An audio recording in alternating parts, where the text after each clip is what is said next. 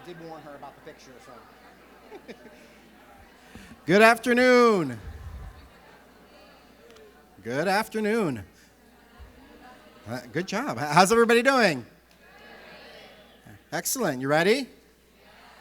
Me too. Well, thank you so much for being here. Welcome this afternoon.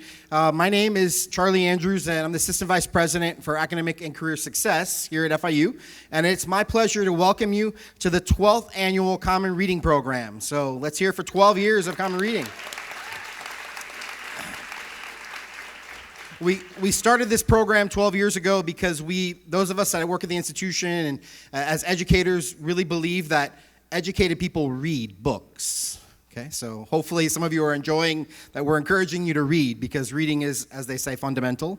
That's a RuPaul Drag Race reference for those of you know. As many of you know, our entire freshman class of almost 4,000 students received a copy of Martin Baranek's Determined, One Boy's Holocaust Survival Story. And obviously it was written by Mr. Baranek along with Lisa B. Cicero. So we're fortunate today to have Mr. Baranek here to be able to hear from him. So as we move into that, please join me in welcoming Lisa B. Cicero, who's going to introduce Mr. Baranek. Thank you. My name is Lisa Cicero, and I am the author of Determined, One Boy's Holocaust Survival Story. Determined is a small book with big life lessons, an easy read covering a very hard topic, as you probably learned when you read the book as part of the Common Reading program. First and foremost, I'd like to thank FIU for selecting Determined as its Common Reading book this year. It is a huge honor for us. And I especially want to thank Valerie Morgan, who has been instrumental in organizing our participation here this week and for Diversity Day that will be held in the fall in September. And thank you also to John Warwick for bringing Determined to FIU's attention in the first place. In 2005, I went on the March of the Living, commemorating the 60th anniversary of the end of World War II. The march brings students and adults to Poland and Israel to study the Holocaust and to examine the roots of prejudice, intolerance, and hatred. The days were long and emotional, visiting the camps and listening to survivors share harrowing stories of suffering and tragedy. Even more painful than listening to the stories was watching those survivors who, even after all these years, are still unable to speak about the atrocities they endured. Survivors like Martin stood in the barracks at Auschwitz-Birkenau recounting their time there. We listened and we became witnesses to their life stories. One day I asked Martin if he'd ever considered writing his story down on paper to preserve it for the sake of his family and his friends, but also for history's sake. He gave me a lot of excuses why he couldn't write his story down. English is not my first language, I can't type, I wouldn't know where to begin. Well, English is my first language and I can type, so I figured we would just start at the beginning before the war, when Martin's family was still intact, living peacefully in southern Poland. And that is how I accidentally became an author. So we embarked on this project together so that one day when the survivor generation is no more, that Marty's story will survive. Marty spoke and I listened and I wrote. I returned to Poland, Austria, and Israel with Martin 2 more times. We visited his hometown of Wierzbnik and the various concentration camps that he was in, including Auschwitz-Birkenau, Mauthausen, and the camp from which Martin was liberated, Gunskirchen. Like many survivors, Martin did not speak about the Holocaust for many, many years. He shared with me that immediately after the war, when he was in Palestine, many people didn't want to hear the survivors' stories. Worse, some did not believe them. Given the fact that Holocaust denial is also on the rise, it was scary for me to have this overwhelming responsibility to get Martin's story right.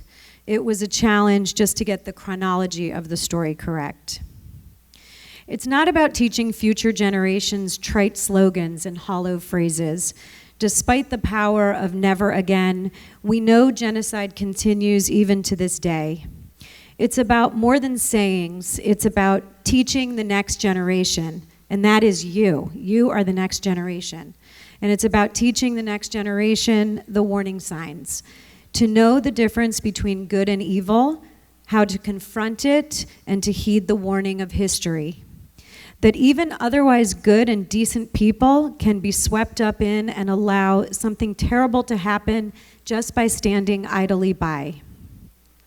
Susan Benesch, formerly of the Miami Herald, who now heads up the Dangerous Speech Project, has identified 5 common characteristics of dangerous speech that can lead to genocide. Number 1, the message tends to dehumanize a particular group and pits one group against another. Number 2, the speaker tends to be influential, someone with political, religious, or cultural status. Number 3, the audience tends to be primed for violence and believes there is an enemy that creates a mortal danger to their existence. 4, the context. The message typically resonates with an audience where there is a long-standing or historical competition over resources, previous episodes of violence, or difficult living conditions. And finally, number 5, the medium or means of disseminating the message. It's is especially impactful if that is the audience's primary source of information, for example, radio, television, or the internet. So using Susan Benesch's 5 criteria of dangerous speech, it is clear to see with hindsight exactly how Hitler, a charismatic leader and speaker, used dangerous speech to turn regular Germans against Jews, Catholics, homosexuals, gypsies, the physically and mentally challenged, or political opponents, at a time when Germany was looking for a scapegoat to blame for its economic woes. We must learn to recognize when dangerous speech is occurring so that we can counteract it. We must stand up to dangerous speech by limiting its dissemination, undermining the credibility of the speaker, and helping the audience to be less susceptible to the influences of the speaker. Dangerous speech is not hate speech. It's different. Not everyone defines hate speech the same way. And hate speech, although ugly and offensive, may not necessarily lead to violence. Some listeners of hate speech might disregard the speech as that of a crazy person or a hateful person, and their speech may not influence the listener. With dangerous speech, the listener may not even realize the manipulation that is occurring. Martin and I have been speaking at schools and at bookstores, and I'm always struck by Martin's impact on those who hear his story. The enormity of the Holocaust is so difficult to grasp that perhaps breaking it down to one story at a time, a story like Marty's, helps us to understand it just a little better. Martin did not let his life story define him in all the negative ways that it could have. He did not become bitter. He did not let the trauma of his past stand in his way of becoming a successful human being, a businessman, a husband, a father, a father-in-law, a grandfather, and recently a great-grandfather. He did not become consumed with anger or hatred. He let his story define him in all the good ways, to persevere despite the odds, to know that the strongest weapon in our arsenal is our mind, to be optimistic, to maintain hope in the face of despair, to be our own best life coach, and also, and perhaps most importantly, to always, always believe in miracles. He learned to smile and to laugh again and to find purpose.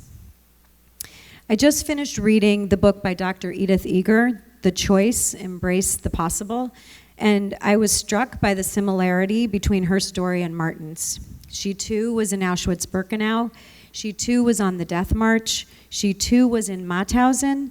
She too was liberated from Gunskirchen. She too shared Martin's optimism and hope. Dr. Eger asked not why me, but what next? She remembered her mother's wise words that no one can take away what you put in your mind. You are students. Remember that. What you put in your mind, no one can take away. Part of Marty's life purpose became the participation in the March of the Living. He has gone with groups to Poland and Israel, teaching about the Holocaust and sharing his life story more than 24 times. Many of those trips were with his son Mark, who is here with us today, and Mel Mann.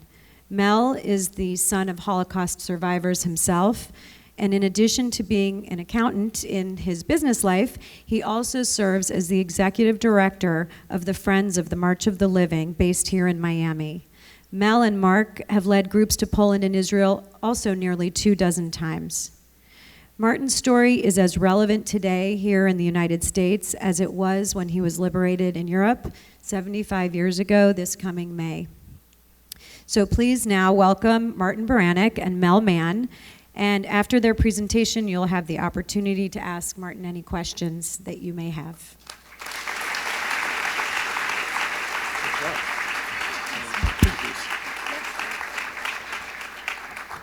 Good afternoon. Welcome, everyone. I want to take a few minutes just to lay out the format of today's gathering.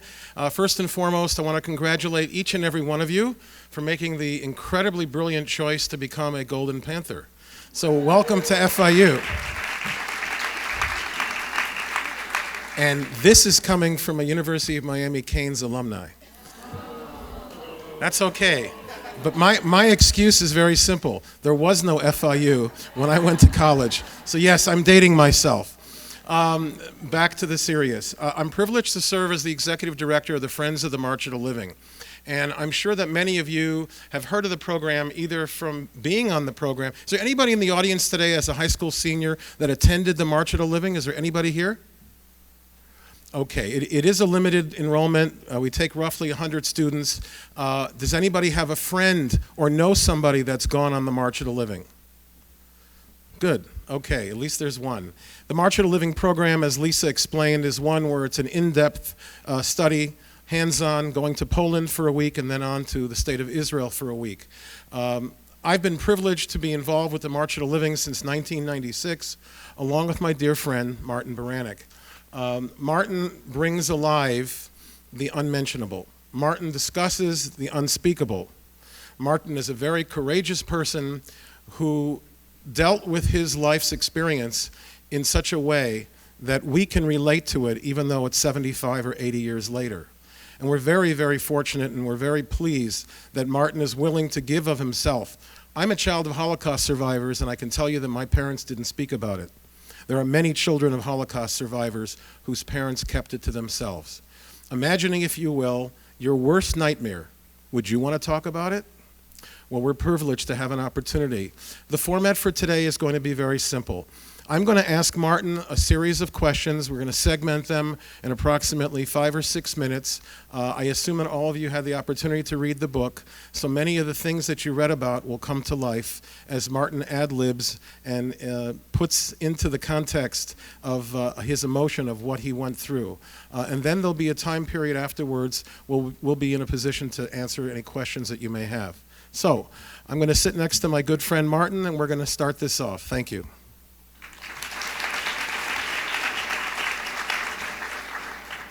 So, Martin Baranek was born August 15th, 1930. Can't you lie a bit? See, you're already going to get the flavor of his candor. Mind you, 1930, Poland was a free and independent country. People were prospering. Life was actually pretty good. And as we know, the Nazis marched into Poland September 1939, and all changed probably to this day. So Martin, share with everybody, before September of 1939, what was life like in your little shtetl, in your little hamlet called Wierzbnik? Well, you can interpret it many other ways.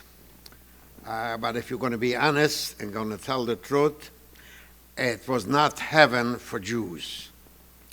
It was a very discriminating people that didn't know how to call you by name. They would only call you Jew boy or Jew. And it affected an awful lot. Going to school more than 2 years or 3 years was a lot. Polish kids wouldn't sit near me because I am a Jew. and when we had to sit 2 or 3 in a seat, they didn't want to sit with a Jew. So to make it clear, I was never, in my elder years, I could never forget what I have seen and what they have done. I had the opportunity when they took all the Jews and set them up on trucks and then on cattle cars and sent them away to a place called Treblinka. That was a killing place in Poland for Jews and gypsies. When this thing happens, I was 12 years old in 1942. My brother was born in 1932. He was 10 years old. He looked more Polish than Jews. Jews, have long hair, long noses, not blonde, and they're very recognizable. My younger brother was not in that category. He didn't look dark. He looked blonde, blue eyes, and he was supposed to be taken over by a Polish family for hiding, and they were very well paid for doing that.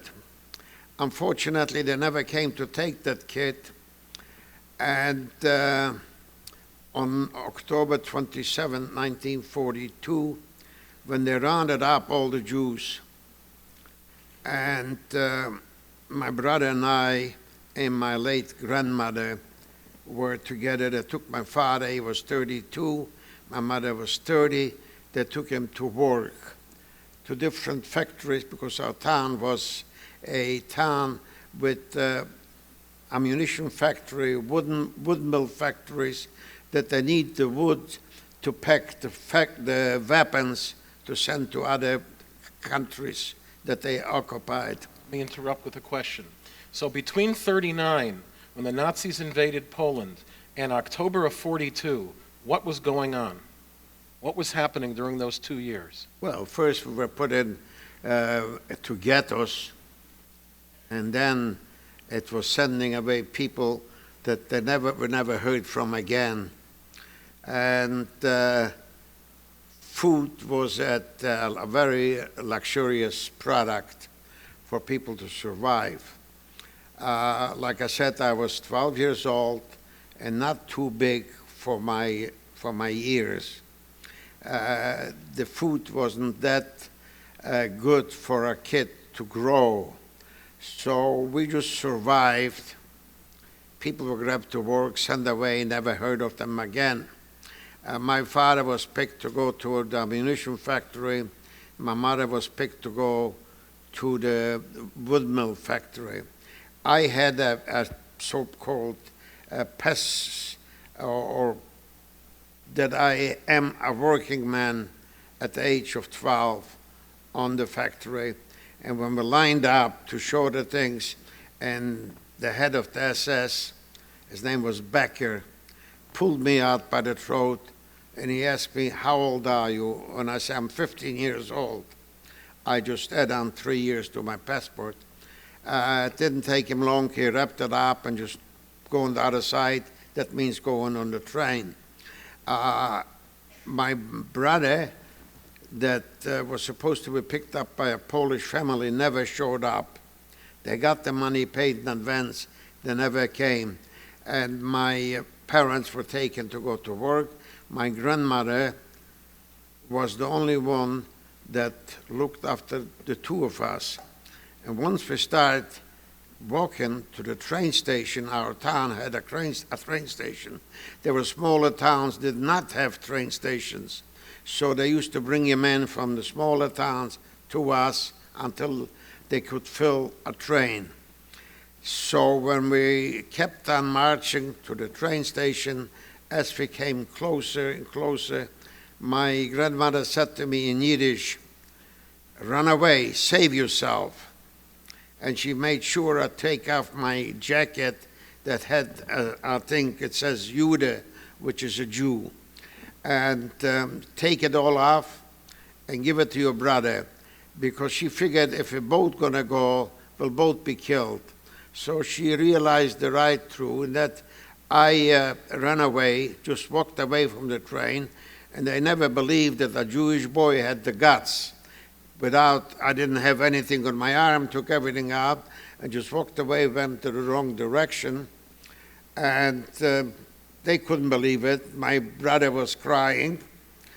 And my grandmother was a very smart woman. She figured saving one is better than two dead. So I got away, hid out under a plant of wood in a Jewish bakery.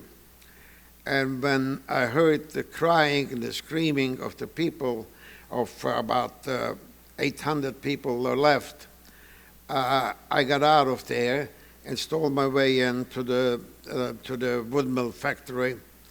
And we had a good German, that was, there were a few of them too. And they did let me stay there and work. 3 days later, they come around with the SS and they take account because they didn't know how many people they have and how many they were shot. So he comes again, he comes up to me, he pulls me out. He didn't remember that he saw me before. And he asked me, how old are you? And I said, I'm 15 years old, and gave him a title there, very high rank. I thought maybe that'll buy him. It didn't. And the German person that was running the factory was a very decent man. Those were happening too. And he says to me, how old are you? I tell him again, 15 years old. And he says to the SS man, I need a little guy like that to go behind the saras and pull out the saras from underneath the machines. And he saved my life right there for a couple of months, 3 months. Take a breath. Take a breath for a second. It's okay, don't We're worry. talking chronologically. No, I want to give chronology. We're talking about the fall and the winter of 1942 and the beginning of 1943. Go ahead. I don't know about that. We didn't have no winter clothes. We had what we had. We make the best of it because we knew what's coming, and that was going on. And then in the spring, the disease of typhus was going around. People picked it up, and they tried to hide it. They shouldn't see it. And one day, they detected there was a woman, SS woman, that she was running as good a camp as any man. And she realized that 4 men, had the disease of typhus. She immediately, this Fräulein Lutz was her name. You can look it up in books, you'll find them. Fräulein Lutz called up the head of the factory, and he says, build 4, what do you call those things that carry people? And they carried them down to the Jewish cemetery. They dug out the hole first, and then they put them in and shot them while they were seeing. So this is what you got to go on daily or monthly, depends on what mood they were. I stayed away from then on. Anytime they asked for an appel is a count time. I never went, I hid out, and therefore they couldn't see me. That was going on for about a year, and then one time the Russians started coming closer to Poland. They lined us all up and put us on a train, one of the cattle cars, and didn't have where to go. And eventually they brought us into Birkenau. Birkenau was the killing place of Auschwitz. Let me stop for a second. Chronology, I'll keep you back on the calendar. You're talking approximately the summer of 1944. Please understand that if you look at the history of the Holocaust, you study the history of it, the final solution, the so-called euphemism, the big lie the final solution to the Jewish question, was implemented in January of 42, and the mass extermination of Jews and others took place beginning in 42. So this is already 2.5 years into the mass extermination of people. Auschwitz, as Martin mentioned to you, and he was taken there, Auschwitz had 3 camps. I won't go into detail, but Birkenau was the killing camp. Birkenau was not a work camp. Its sole purpose was the extermination of human beings. Take a look at the book and whatever other history you can get statistics and more information. Martin's train that left his city arrived in July of 1944. Go ahead. When we came to Birkenau, it was divided to different barracks. And the night we came in, they pulled the gypsies out. And the camp was called the Gypsy Camp. They took them out.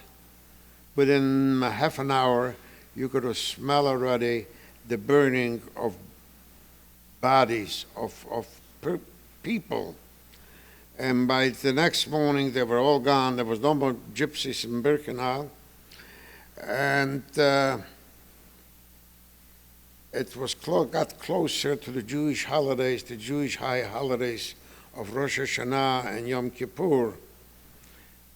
And they started bringing in Jews from Hungary, because the Hungary was part of Hitler's armies until January of 1940.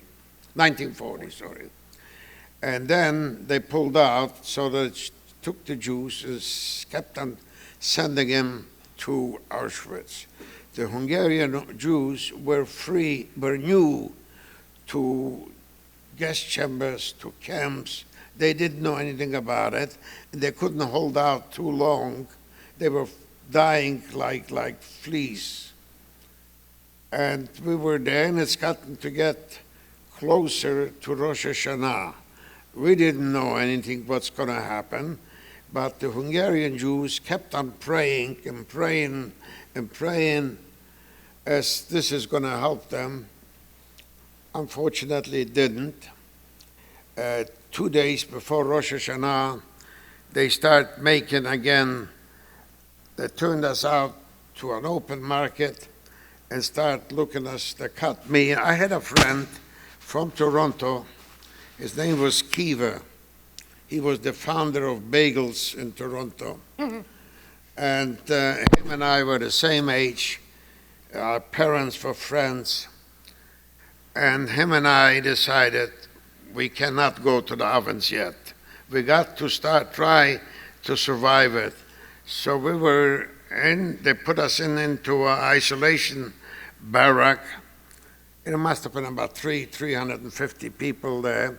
And they were waiting until the last day of Rosh Hashanah to celebrate the Jewish holidays by killing a few thousand Jews. So my friend and I, we were already campers for 2.5, 3 years. And we decided we're not going to go to the ovens. So the two of us watched the doors, how they're watching us. So we're seeing what time they go for lunch, and there were usually 6 couples watching us. And if they went for lunch, was 2, and the other 2 were getting the food, and 2 were just watching us. We watched that for the second day of Rosh Hashanah, and Kiva and I, we made a run. He ran left, and I ran right, and they weren't going to bother chasing us. We hid out until they took the people away to the gas chambers. And we survived the first selection of Rosh Hashanah. And there weren't too many more. I think Kiva and I must have been the only 2. A week later is Yom Kippur, the Jewish fast holidays. Not that there was what to fast from. We were fasting 6-7 days a week. But it was in honor of Yom Kippur. They were having another selection, and we looked around, but the selection for Yom Kippur was conducted by Dr. Mengele. You ever heard the name Mengele? And he sent out a line of 1.50 meters. Whoever can't make the 1.50 meters goes right in to the barrack to go to the ovens. So Keith and I decided we can't make 1.50 meters. So we both made a run, and we hid out until appel time. Appel time, if we wouldn't have shown, we could have stayed there 3 days until they would catch us. So we had to go out, and we took two border buckets, turned them over, we made ourselves higher, and they got us, put us into the Yom Kippur barrack in Auschwitz II, in what do you call it? Birkenau. The one where you were in. And we figured, well, maybe we'll hide out, maybe we'll do this, maybe that, maybe that. But it didn't work this way. So we figured once they catch us at 1.50 meters, we're finished. So we both hid out under the barracks, and they found us. And Kiva, my friend Kiva, ran away, and I was stuck. I had a $20 gold piece, a Russian $20 their money. Ruble, yeah. And I had given it, my father's brother was still left with me, and I gave him, he should change it for me so we can buy some bread. But he came back from his commando, and they tell him, your nephew is cut and he's going to the ovens. But there's a capo there, if you have what to bribe him, he'll pull him out of there. And there was a Jewish capo by the name of Capo Ignatz. People say he wasn't really a capo, he was just pretending that after the war he was a nice religious person. I don't know that, but that's what they were told us. So my uncle had changed that money because there was a black market always going on in the camps. And they didn't have enough. They wanted another $35, and they didn't have it. So there was a lunchman, a guy from our city. He says that he gave him the $35. He's been telling me this for $65, $70. I bought you out for $35. And he came in, but my uncle did a smart thing. He gave him my tattooed number. So nobody can say, my name is Baranek, my name is Baranek, because everybody was running, their name is Baranek. But he was smart. He says, show me your number. So I showed him the number. Stop a second. Why don't you show them your number? So when they seen this card, they couldn't call themselves Baranek. So he took me out and made me legal until the next time. The next selection was Sukkot. You know, they wanted always an excuse for looking for the Jewish holidays. Actually, that day, the people were not taken to the gas chambers, but they were not used, and we didn't know what happened. We thought maybe Mashiach came, and they later, the Jewish commando that was doing the burnings for the people that they choose to send to the gas chambers. So first they killed them, and then they burned them. And after they were burned, they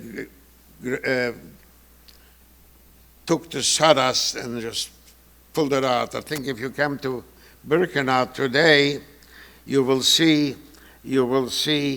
a stand with burned gas chambers, people, as a remembrance for what happens later. Take a break for a second.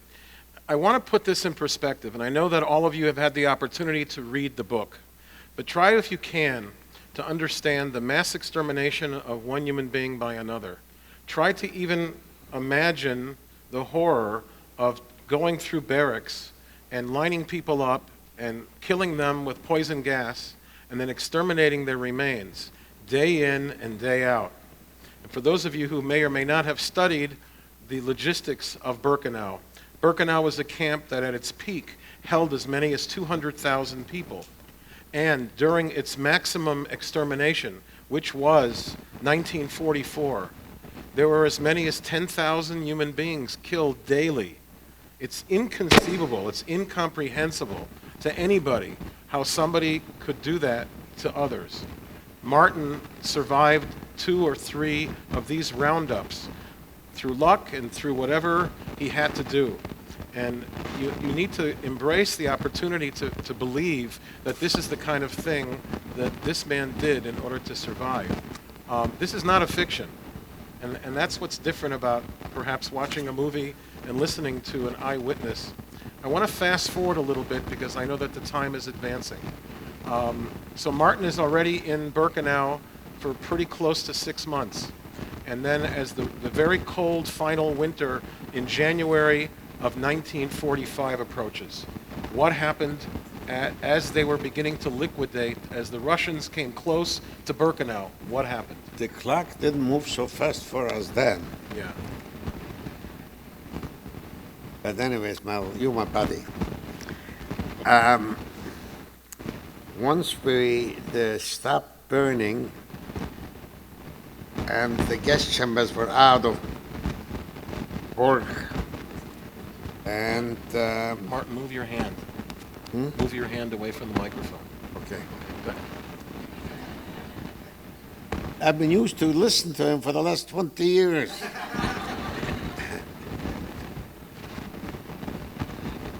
The Russians were coming into Poland, so they had to get rid of us.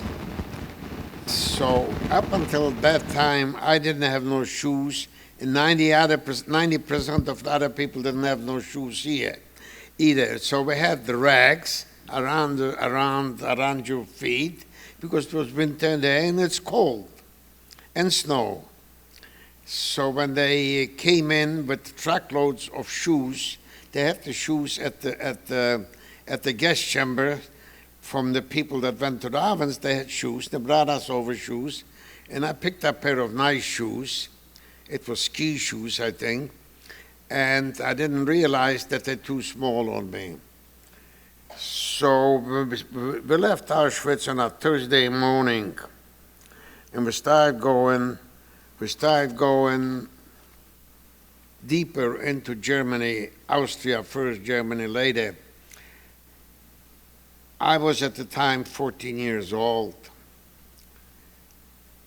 I just wanted, somehow I knew I'm going to survive. So when they started us to march out of Auschwitz, so we were going 4 people in the width, and we started, the 2 outsiders were leading the 2 insiders, and every hour or so we would change around, and the guys that went first fell asleep, but they were walking and sleeping. And we're going like this till the 3rd day. My feet were swollen and red because the shoes were too tight on me. So I decided I'm not going any further. So Kiva says to me, they're going to shoot you. I said, Kiva, I know they're going to shoot me, but I can't walk any further. So I was separated from Kiva, and I picked up the same night another guy from our town that he was that much higher, and he was a few years old. They said, stick around with me. So we stuck around. Everybody needed a body to look after him. And after a few days, they rounded us out with about 300 people left that night. And they set us up with machine guns. We were sure they're going to shoot us. So we figured, well, that's it. You got to. It didn't happen. They took the machine guns apart and they let us back into the barracks because they used to have a camp every 2 kilometers, 3 kilometers, there was a camp. And they let us back in, and the next day they set us up on a train, and we went through Austria and closed cattle cars. After about 2 days, Russian planes came around and they started shooting on the on those train cars. A few people were killed in our car, and the rest, we could have run away, but where we're going to run, who's going to let us in? Austria, we figured the Austrians are just as bad as the Germans, or maybe even worse. So we went back after the shooting, went back to the cattle cars, and they took us to a place called Mauthausen. Mauthausen was in Austria, and we didn't know where we were going. We came to it was right the 1st of February. Dates that somebody told the other guy, religious people usually knew the dates properly. I don't know how, but they knew how to figure it out. So they say we're in Mauthausen. So they took us outside. There were showers outside. The middle winter, February the 1st it was. And everybody got undressed. They put a cold shower on the people. Then they put us into barracks. That was hell on heaven. At least in Auschwitz, they killed you fast, and you were gone.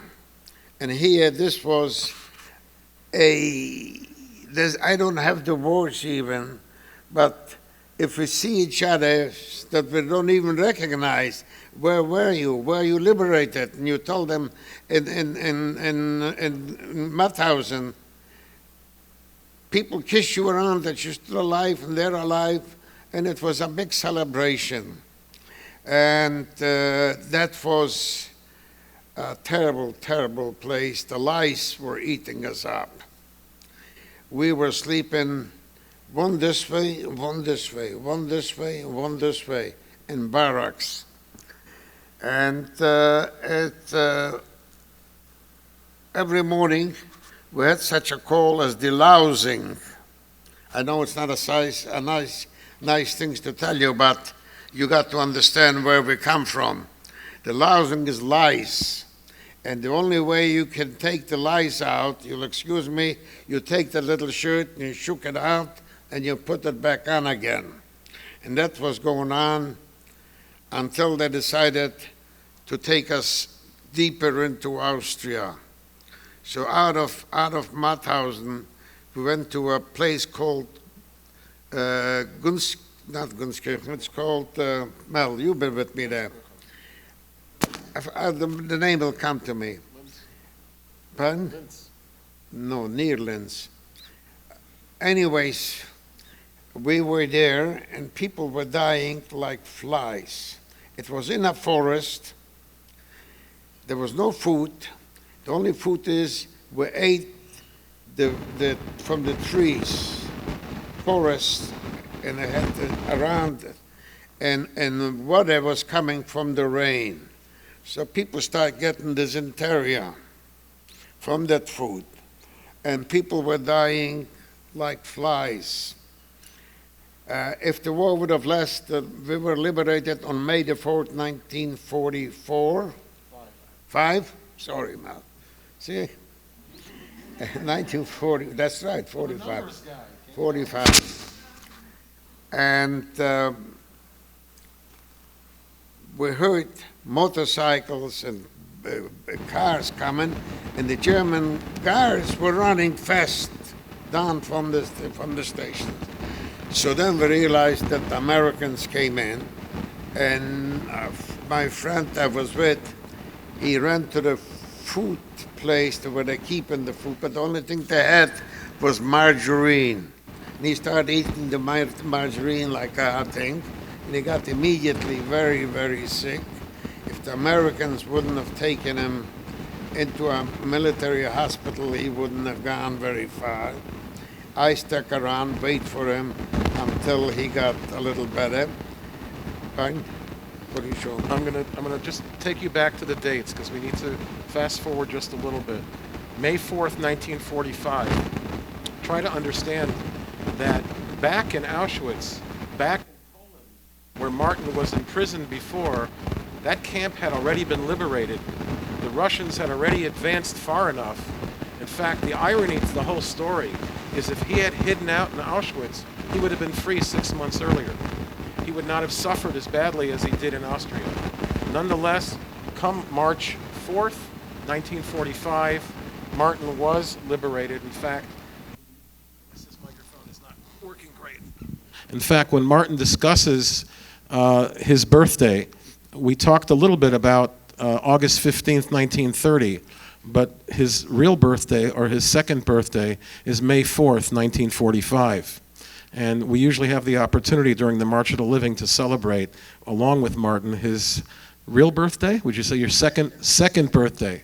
So, liberation took place. I need to fast forward you a little bit because the students have another class that they may need to go to. After liberation, Martin's goal was to go to Palestine. And for a period, again, we don't have a tremendous amount of time, so I'm fast forwarding just a little bit. You read his book, and you saw that there was information that related to the time he spent in Italy and what he went through, eventually getting on one of the earliest Haganah ships, the earliest Israeli settlement ships, imprisoned in Cyprus, and then eventually coming to the shores of what at that time was called Palestine. This is pre-State of Israel. So I want you to share a little bit about what your experiences were when you came off the ship after Cyprus. Palestine was at that time run by the British Empire. Jews were not allowed to go to Palestine, and they started making 150 a month, 200 a month. So we started going on illegal boats, loaded up at night, 400 people, 350, depends on the size of the boat. They were all jalopis from other countries. I'm quitting.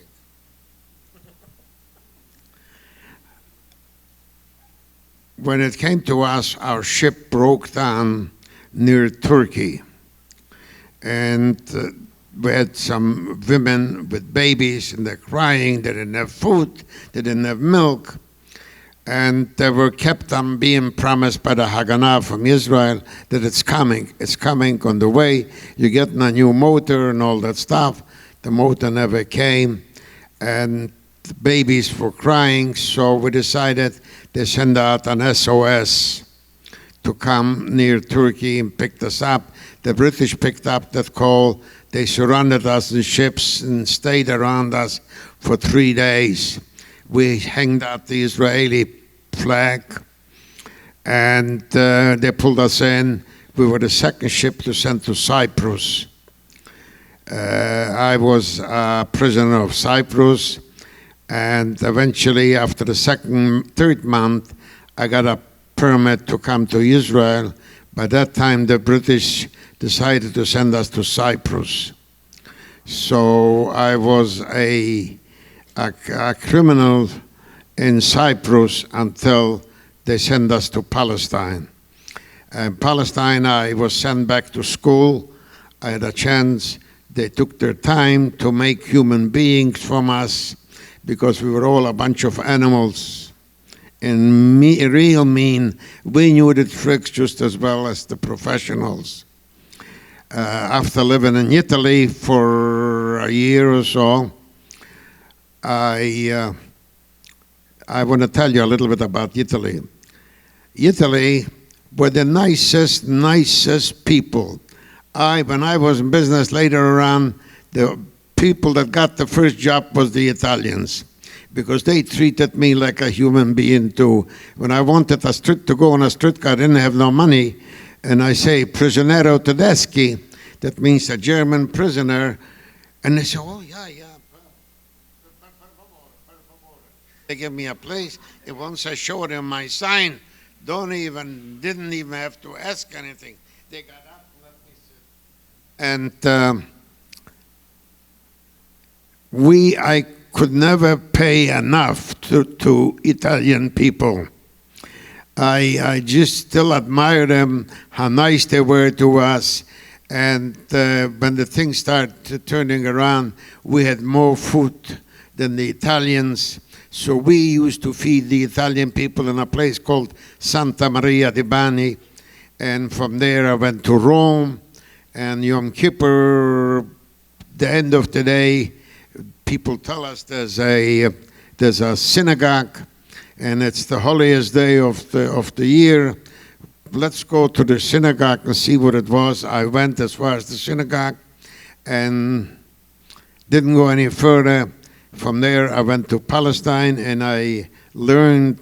I had an opportunity to go back to school because I was only 14 years old then. They sent me to school, and the war started with the Arabs. I joined immediately. We joined the boys that were with us. We all joined the army, and we fought for the independence of Israel. By that time, my mother survived the war, but she couldn't find me. Everybody told her I'm dead. But her family in Italy, in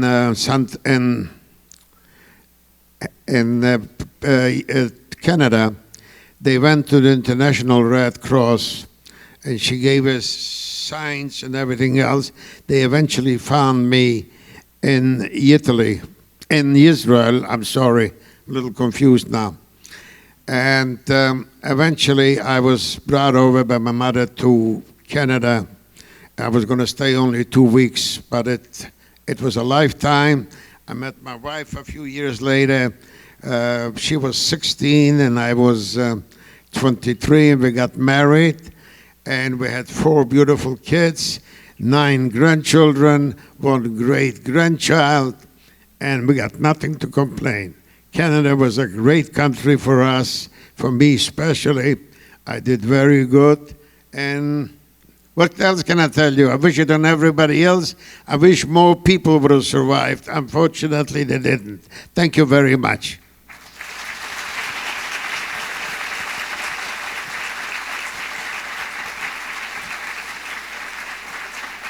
It's a good thing that you all had an opportunity to read the book, because there's a lot of little side stories about what he went through during the after liberation and during his time in Italy and during his time in Israel. With the limited time that we have left, if anybody would like to ask any questions, there's an open mic over here to the front, and please stand up and ask what you'd like. And even after the program is over, if any of you want to ask any questions privately or personally and stay afterwards, Martin would be happy to discuss it with you. Also, for any of you that may have brought a copy of his book with you, he'll be seated at a table outside and do a book signing. It would be his privilege and his honor to do that. Please understand something. The greatest privilege that a survivor can have is to impart his wisdom and to share his experiences on the next generation. When something doesn't smell right to you, don't sit still.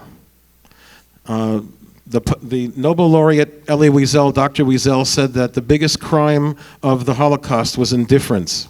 Indifference is a crime. Doing nothing is a crime. And Martin is living testimony that you must do something. You must speak up against bigotry and racism, and you must understand when something wrong is happening. And that's the purpose of his lecturing.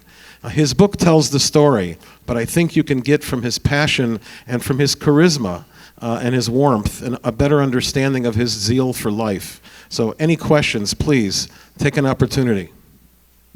Hello. First, thank you for sharing your story. Closer to the mic. If you,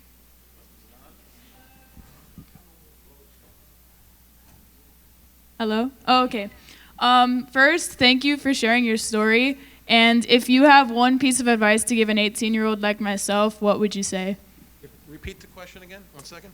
Thank you for sharing your story. The question Okay. is, no, I'll tell you easier. Go ahead. If you could give one piece of advice to an 18-year-old like myself, what would you say?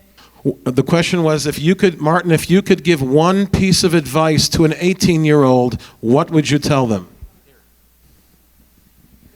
Keep it clean. I'll tell you, first of all, you live in the right country to be able to do that. Just remember, you're a Jew, you will be a Jew, and you'll die a Jew. So while you're there, protect what you do, what you believe in. I'm not talking about religion, Jewish religion or non-Jewish religion. What you are is when you see somebody beaten up, don't run away. Go over, help him out.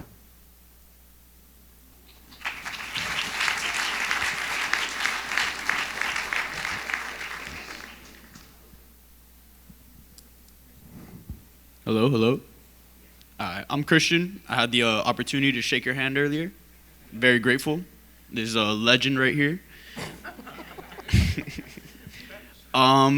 So like I know you would have to hide out a lot, like when you first were rounded up at the trains, and also you hid in the oven at the death camp. So I know that you were very scared, but you always had that hope for living. I just want to ask, and it's not even about that, would you fall asleep, or were you so scared that like you were just awake for all those hours, almost a day at times? When you were in hiding, how were you able to sleep, or did you stay awake because you were afraid of being captured? When you were hiding, how did you get through it? You always have a body with you. One slept, another one watched. Okay?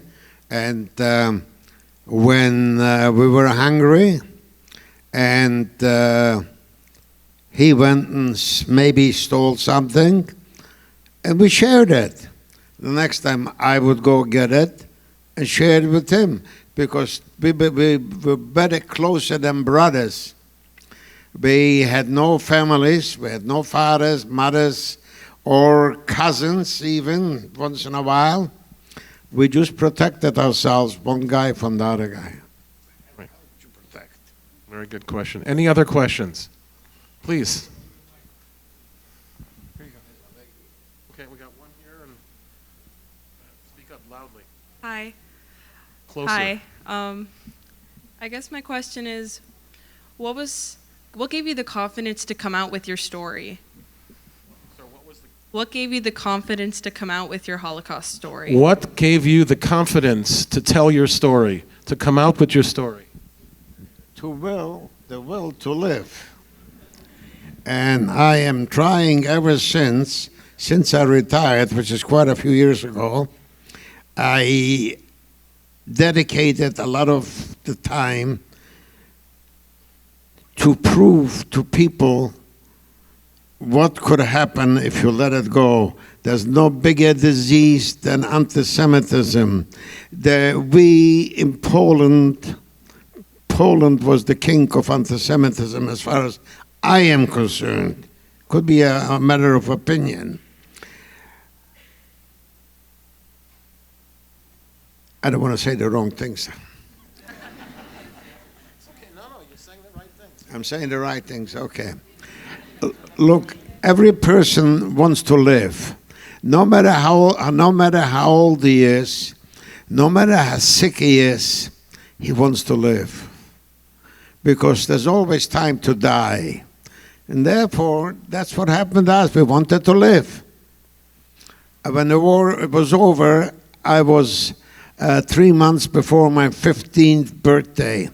But if I would tell you what I could have done at my 15 in Rome to survive, I'm going to tell you, and I'm still going to tell you, Mel is rushing me, but I'm going to tell you something.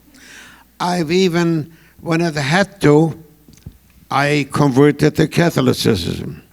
Why? They gave me bread, they gave me this, they gave me that. So I said, what the heck? I mean, you want to believe in Moses? Believe in Moses. You want to believe in... I believe in having a piece of bread. You understand? That's what I believed. So when I had a chance in Rome to convert to Catholicism, what was the price? 30,000 liras, $30. She said, what have I got to lose? I'll go with my friend. We converted to Catholicism. We each got 30,000 liras. And when it ran out of money, I say to my friend, you know what, that's a pretty good deal. Let's go try it again. So I go with my friend to try it again. Him they don't recognize because he didn't stick out. He was a tall boy. I was a little kid. I stuck out. And all of a sudden, the Italian police start chasing me. And I said, no more. I'm getting out of this business. That's not for me no more. I said, I survived the war. I don't want to wind up in an Italian jail. And I said to my friend, can you lend me, because I never paid before on a train or a streetcar. Can you lend, I don't know how much I needed to get a ticket to Santa Maria de Bani. That's in southern Italy, all the way down in southern Italy, because I was told there's the Jewish brigade from the Jewish army under the British, and they help out. They'll teach you Hebrew, they'll teach you this. So I said, what, I have my friend left because somebody told him his sister survived and she's somewhere in Germany. So he went back to look for his sister. And I went to join those boys. I knew a lot from the camps. And we had 3 meals a day, and it was great. And then we went on an illegal ship, and it wasn't a picnic. And coming back to you. Come back here. I'll understand you better. So, anyways, when you fight for survival, you don't know what you're doing either. It's later on you say, hey, why did I do that? Why did I do that? I went to the toilet on the train, and he never see me out because I didn't have a ticket. And when I had a ticket to go on the train, we made it. Next question. Come on, Martin. It's okay. Next, please speak up loudly. I'll repeat it for Martin. Are there any current events that currently concern you that you feel are hate speech or something? What? Current events. Tough question. Are there this typical college age question? In fact, that's probably the most important lesson that you can probably leave here from today. Are there any current events that are bothering you now? That's what? That are bothering you now, the current events in the world today? That's a broad question, but he's asking you. What's the world?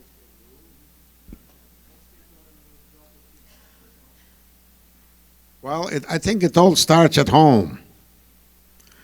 It all starts at home, and when your parents or grandparents see that you don't do things the proper way, they should teach you that even I am Jewish, my blood is still red if you cut it.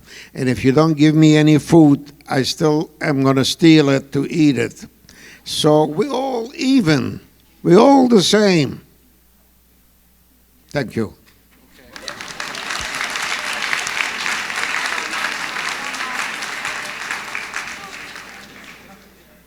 We want to thank you very much for taking the time and, more importantly, studying the book. Reread it. It's a quick read. Once you've done it, go through it again, and a lot of the missing pieces will be filled in. Martin will be here afterwards to answer any questions personally and to do any book signing for any of you that you'd like to have. So again, thank you very much, and thank you very much, FIU.